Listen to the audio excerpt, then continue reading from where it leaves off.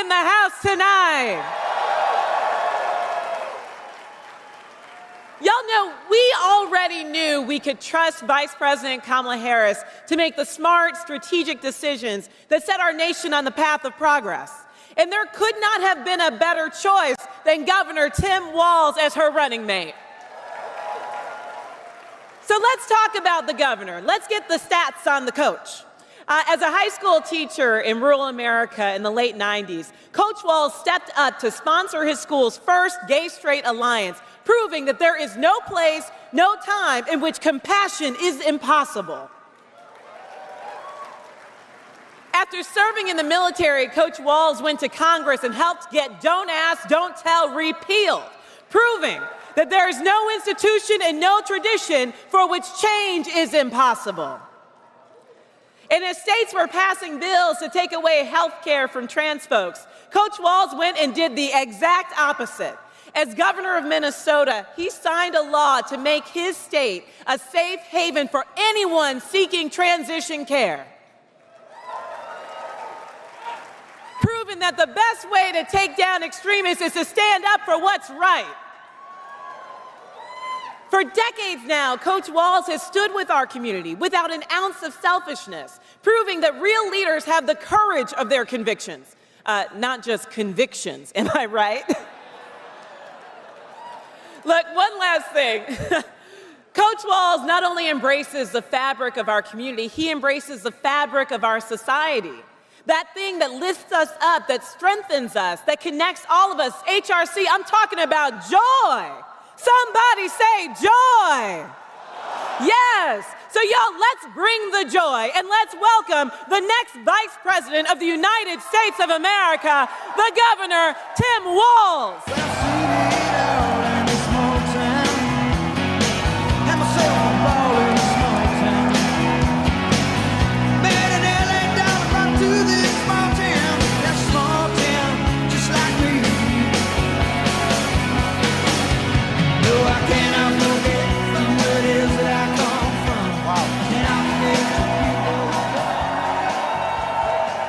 Well, thank you, everybody.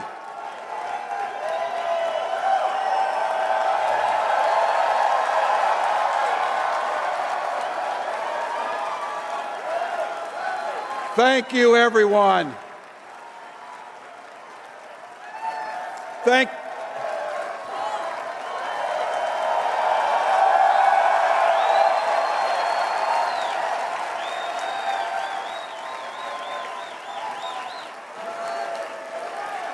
Thank you, HRC.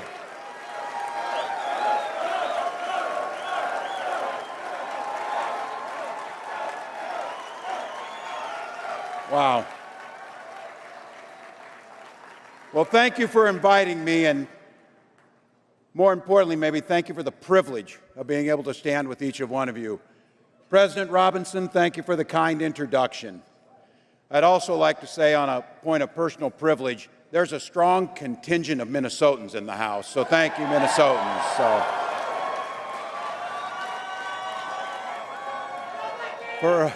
For all of you here tonight and around the country listening who've done so much to advance the cause of equality and freedom, I'm proud to count so many of you as friends.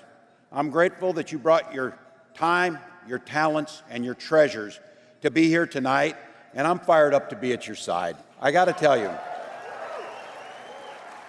because of all the things that are going on, all the places you could be, all the things you could have done, you came here tonight. One is, it's the best party in the country tonight, so that's why you're here. But the deeper reason you're here is for that very simple and beautiful reason. You love this country, and that's why you're here. You love the principles that we stand for.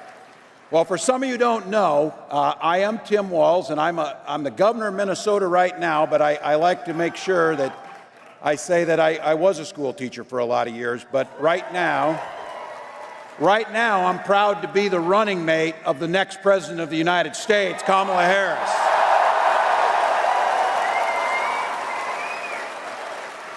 The privilege of getting to know this phenomenal leader, from a prosecutor, district attorney, attorney general, U.S. senator, and vice president. Yes, by the way, she's more qualified than anybody that's ever run for this office. Let's just be clear. But she didn't just take those talents for herself. She fights every single day on the side of the American people.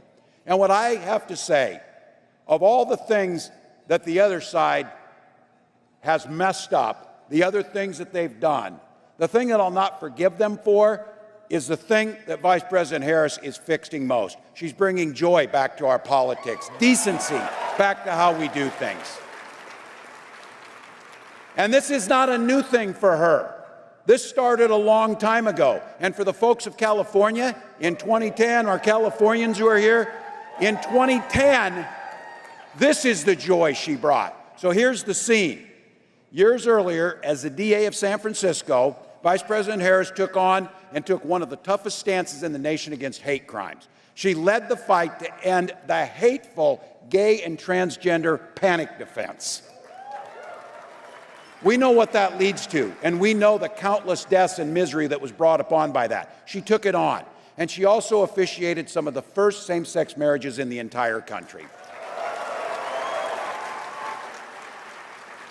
Then she went on to become the Attorney General of the largest state in the country, and the moment it arrived, to defend marriage equality, and she threw her whole self into that fight. If you know Kamala Harris, she doesn't just pick these fights when she talks about it, and this is the thing to keep in mind. All she does is win. All she does is win. So when the word came down that same-sex marriage had been legalized in California, 2 plaintiffs asked Kamala Harris to officiate her ceremony. While they were at City Hall celebrating that marriage, she got a call from 2 more plaintiffs saying that a clerk in Los Angeles County was denying their marriage certificate. So she grabbed a phone, and some of you have seen this. She asked them to put the clerk on the line. And she did what she did best. She didn't mince words, and she made it very clear. She said, "This is Kamala Harris. You must start the marriage immediately."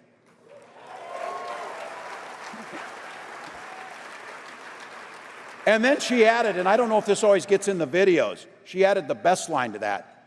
She told the clerk, "Have a good day and enjoy it. It's going to be fun." She hasn't looked back from that day. As a U.S. Senator, she fought hard for the Equality Act, introduced a bill to make sure you ensured access to PrEP.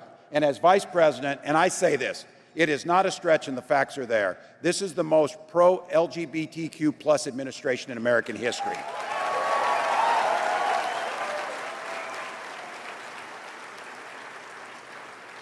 She helped President Biden pass the landmark Respect for Marriage Act, requiring every state and territory to fully honor same-sex and interracial marriage. And she helped stop the ignorant and Byzantine practice of banning gay and bisexual men from donating blood. I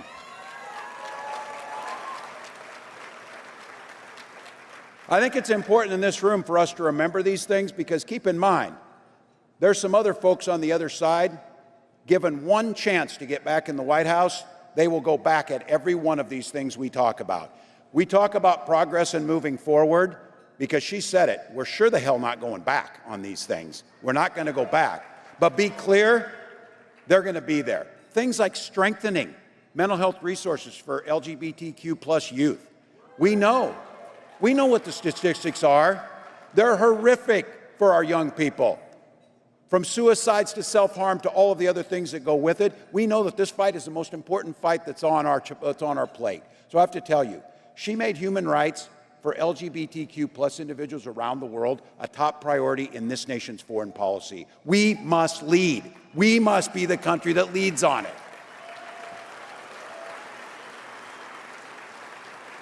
She worked with President Biden on historic executive orders protecting folks from discrimination. And the reason she did it was pretty simple. Kamala Harris believes in equal justice under law. And that means, not very complicated, equal justice under law. It is not to be debated. It's not that difficult. The precedence is set. But look, we know what this fight is. We know that we can all relate to some of this. And I'll tell you this fight, and I think about it for me. For some of you maybe heard this. I was born in a small place called West Point, Nebraska. I grew up, yay, somebody's from West Point. There we go. There's 2 of us. The town I grew up in had 400 people, 24 classmates, 12 were cousins. Somebody brought up the prom dating to me. Yes, it's interesting. But look, when you're in a community like that, community was a way of life. My folks showed me, teach generosity to your neighbors, work hard for the common good. Those are values that I brought work as a social studies teacher and a high school football coach. Now, those of you who teach know this. You learn far more from your students than they learn from you, no matter how good of teacher you are. You know how that works. So some of my students, and this is in the late 90s, were concerned about an uptick in bullying amongst the gay and lesbian community in our school. One of those brave students is here tonight. Jacob Rayton's a dear friend of mine who's here. And Jacob, look, I'm coaching football. I'm an old, straight, white guy. I'm teaching social studies. You're all picturing the damn stereotype here. Turns out that I'm like opposite world of Tommy Tuberville, though, so in this for some of you. So when Jake asked if I'd be interested in being the advisor to the Gay Straight Alliance, I said absolutely. I understood what it meant to be that older, straight, white guy who was coaching football.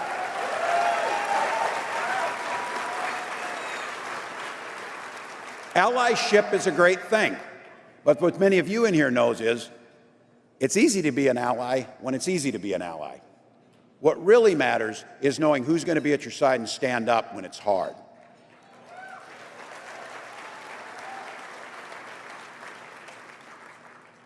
And it was in those moments that those students inspired me years later. Look, I'm a 40-something guy with little kids who is teaching school, trying to pay the mortgage. The idea of running for office never got to me or thought about it, but those students inspired me. And what they saw in me is what I was trying to instill in them, this commitment to a common good, a belief one person can make a difference in other people's lives. So in 2006, I took the leap, ran for Congress. No one told me at that time, and I, of course, apparently couldn't Google it. In that district, there had been one other Democrat since 1892. And in that red district, I was in a state that had banned same-sex marriage for a decade. But I knew I was right, and I ran on the platform that supported equality. And this is what I said. I got asked at a debate if I supported civil unions. I said, sure, if that's your thing. But I said, my marriage to my wife, Gwen, is the most important thing in my life. I love her deeply. Why would I stop anybody else from marrying the person they love? That makes no sense. Now, this was 2006, and some of you with a little more gray hair or less of it can remember this time, that the other side said, oh, a B-rate candidate finally showed his true colors by saying this. Well, as it turned out, a majority of my neighbors agreed with us, and they elected me to represent them in the United States House. And after it was over, some people came up to me and said, wow, you won in spite of being pro-choice and pro-gay marriage. And I said, no, you've got this wrong. I won because I was for those positions. That's why we won. So when I got to Congress, I showed up there, and the House historian told me at the time I was the highest-ranking enlisted soldier at the time. I served on the House Veterans Affairs Committee, and I worked with my roommate, Patrick Murphy from Bucks County, Pennsylvania, to overturn Don't Ask, Don't Tell.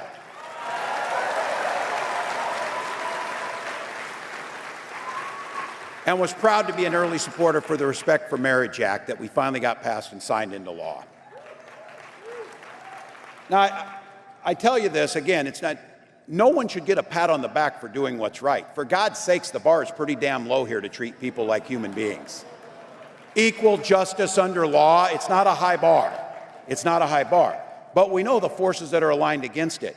So this is where champions rise up, whether it's a young student at a school in southern Minnesota, or it was someone who I met, and I wished I had not met under the circumstance it was, but someone who changed my life.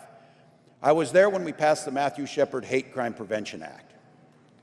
And I had the privilege,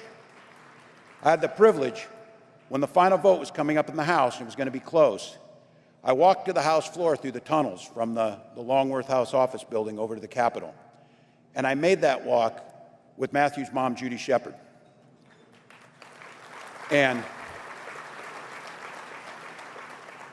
the sheriff who found Matthew's body tied to that fence post in Wyoming. And I remember walking with a mother who had lost her son and hearing the sheriff tell me the only place that wasn't bloody is where the tears ran down Matthew's eyes. And I watched a mother and the unbelievable pain that I couldn't even fathom to lose a child this way, walk with her head held high to make sure that none of the rest of us ever have to get a call from someone. So I just want to say, my friend Judy Shepard and her husband Dennis are here tonight, and I'd like us all to give them a big round of applause.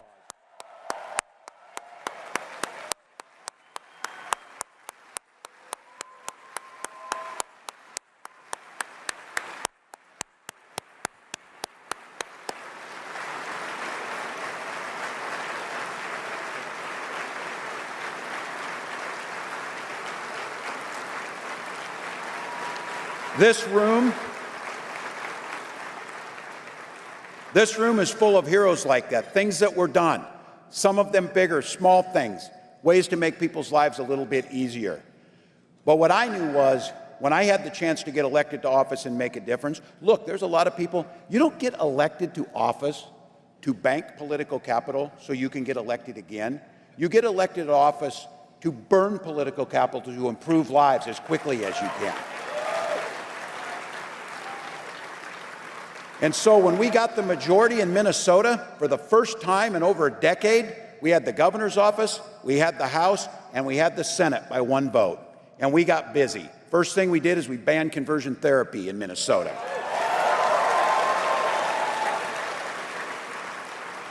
We protected transgender community and said, in Minnesota, you are seen, heard, loved, and respected, and safe in Minnesota. And we did something a little bit. We banned banning books, especially banning LGBTQ books for themes in that. Think about it in this room. This is what these folks are focusing on, spending all their time. Like reading about two male penguins who love each other is somehow going to turn your children gay, and that's what you should worry about.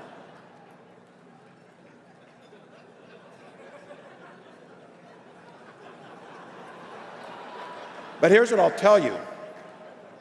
It's a fact of life. Some people are gay. But you know what's not a fact of life? That our children need to be shot dead in schools. That's not a fact of life.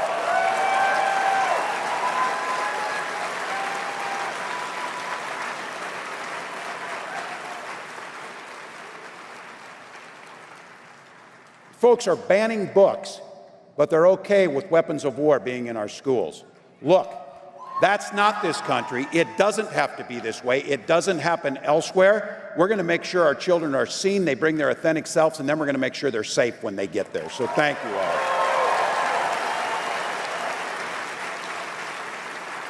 What this election boils down to, in a lot of ways, it's fundamentally about freedom. Now, it's not just a great song that Vice President Harris walks onto, although it is a great song that Vice President Harris walks onto. But it's truly, fundamentally, what does freedom mean? And some of you in here, I keep coming back to it, some of us who are a little older, because we got to go back a little ways in history here.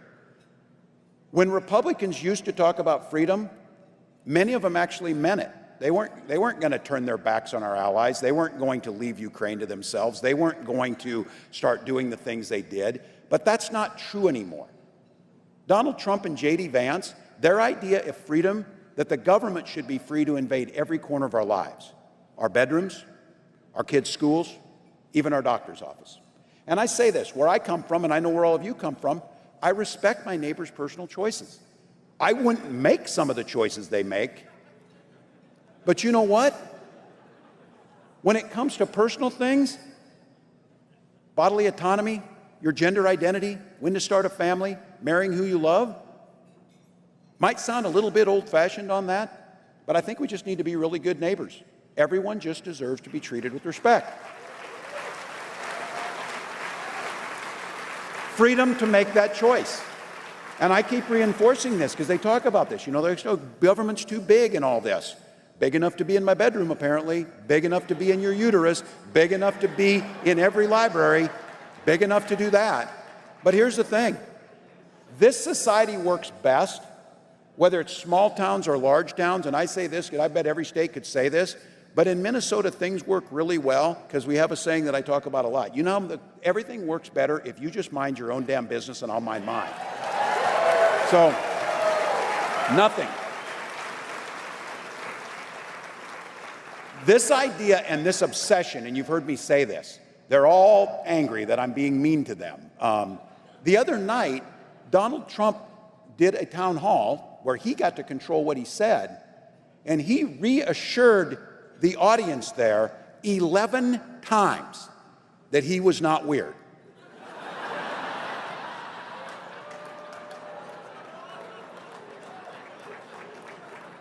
If you're reminding someone you're not weird, you probably, yeah.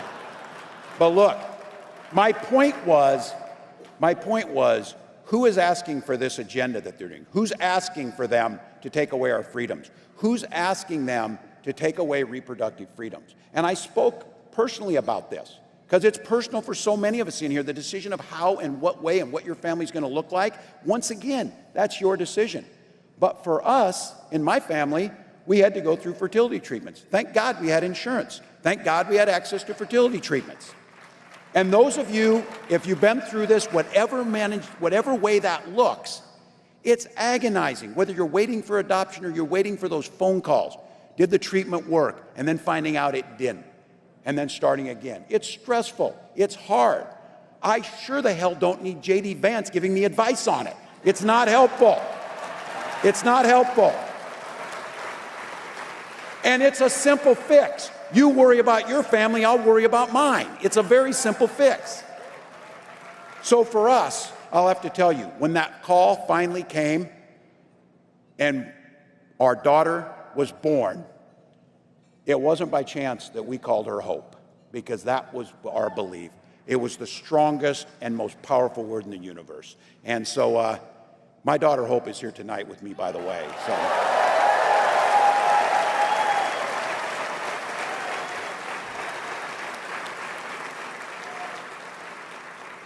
And I don't know if you saw it at the convention here last week, the vice president pretty much took back freedom from the other side, that now belongs with us, and that's what we're saying. Took back the flag.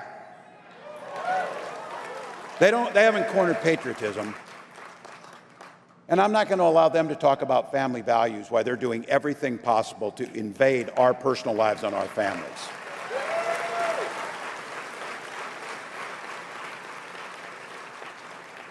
And I think there's a lot of people, this is just my pro tip of the day. Look, there's two of us that have the privilege of, it's kind of crazy in a country this big that there's two people. One of the two is going to be the next vice president of the United States. So my pro tip to my opponent on the other side is, quit talking about women's childbearing issues. Quit talking about it. Because no one cares what your thoughts are on if my family counts or doesn't. No one cares. No one cares. And in Minnesota, and this is what I'm not going to take a back seat in, while those guys were banning books in their schools, we were banning hunger in ours. So, if you're going to talk about family values, then at least show up and vote when the child tax credit is there, which we know can reduce childhood poverty by 1/3. They didn't do anything.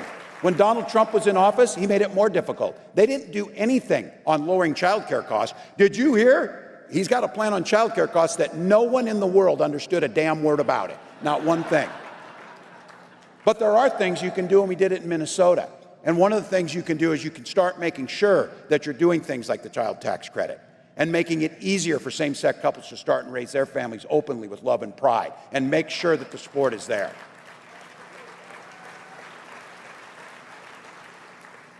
So that outdated, narrow ideology, there's no one asking for it. But here's what I worry about for all of you and for all of us. It's not just what they did, because they tried hard. This time, they're not playing. They are coming to do the things that they said they wanted to do.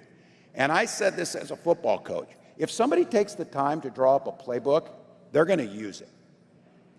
So when you keep hearing us, and I'll talk about it every single day because I know what it will do. I know what it will do to destroy this country. This Project 2025 that's out there to restrict freedoms, demonize this community, bully vulnerable children. The message is simple from all of us. And here in about 59 days, you're going to get a chance to send that message is, leave our kids the hell alone. Leave our kids alone.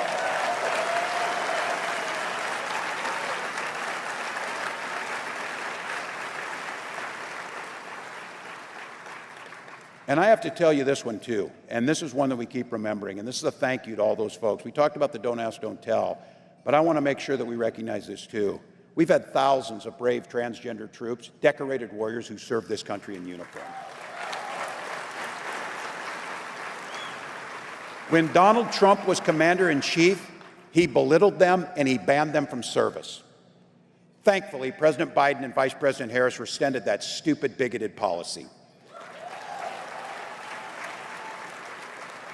If you want to serve this nation, you should be allowed to, and what we should do is respect that service. They should not get incoming fire from their commander-in-chief, attacking their basic dignity, humanity, and patriotism. And I will say this, I didn't serve for 24 years in this to have those guys diminish another troop's service. I will stand with them every single time.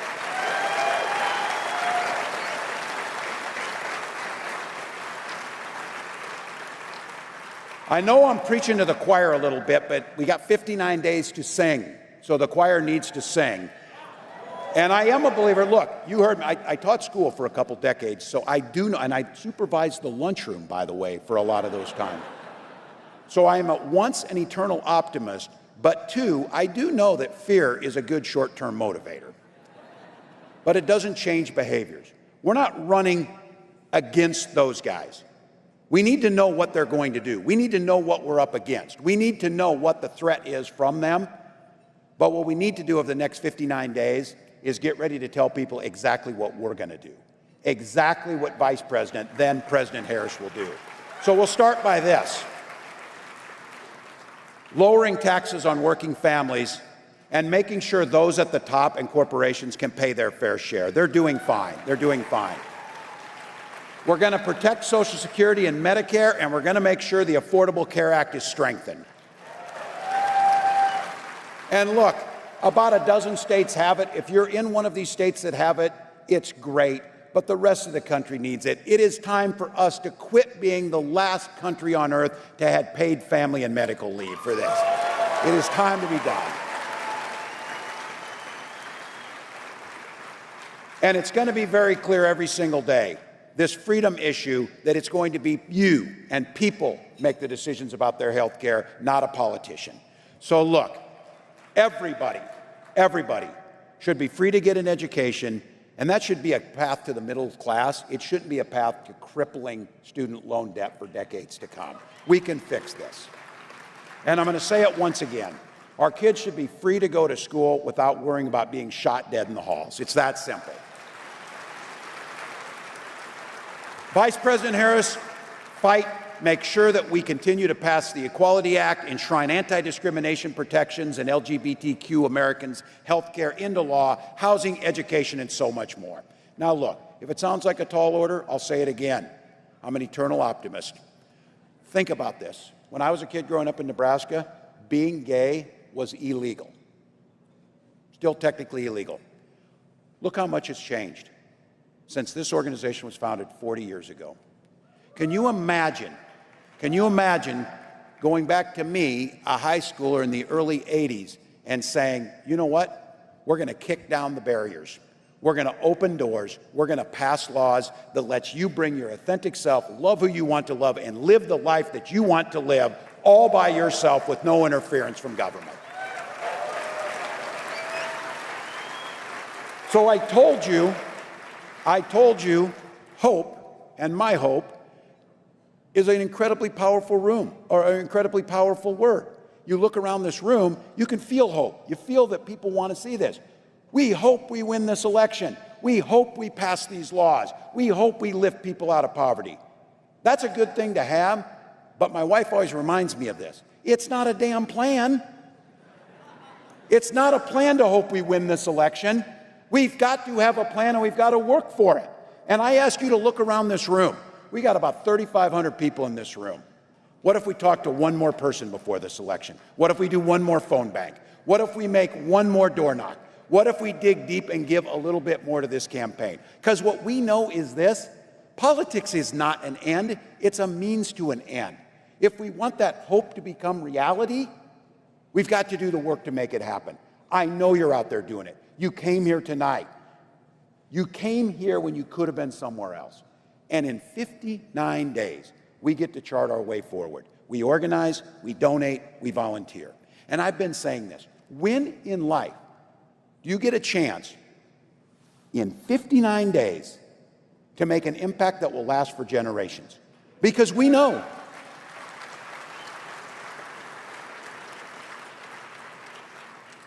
if you want to go see what the alternative is, it's the worst read in the world, but it's 925 pages. It's Project 2025.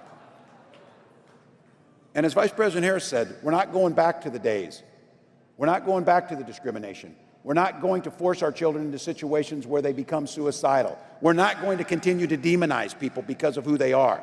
And we're not going to continue to allow people in this country to go hungry or to be shot dead because we don't make decisions that can improve that. So we've got 59 days. 59 days, each and every one of us. What every little bit we can do, we can make a difference. So I've been saying this, and I truly believe this. We can do anything for 59 days. Sleep when you're dead. Worry about that later. But now is the time. So it's up to us, Vice President Harris, myself, our entire team, all of you, HRC. We're fighting for a better country, a better world. We're fighting for the folks who aren't here tonight. We're fighting for the folks who may not vote for us. But we're doing it because it's the values that this country were founded on. So as Vice President Harris said, if we're willing to fight, we win. When we fight, we win. When we fight, we win. Thank you, HRC.